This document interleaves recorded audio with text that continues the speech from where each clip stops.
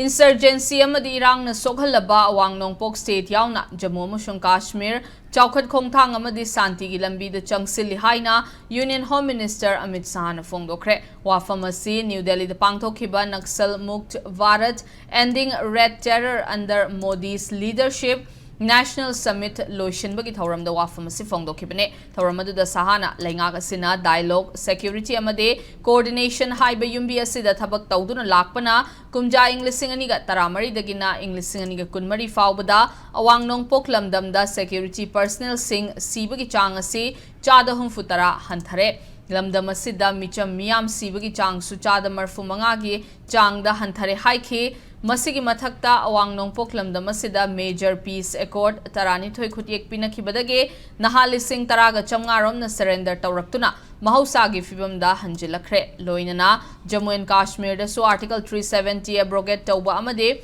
Pakistan na saugatuna chatharamba terrorism gi thabak Hanthabada natana security personnel sing sibagi chang nemthare haire Home Minister sina makha taraduna Englishing ani ga tara mari dage Narendra Modi government lakpadage Jammu Kashmir North East da security gi challenge mayok narakpada natana left wing extremism thengnaduna lakle adubu left wing extremism asidi mathang chahi gi March 13 mathoi fawbada loisinaba pandam thamle haina phongdokhe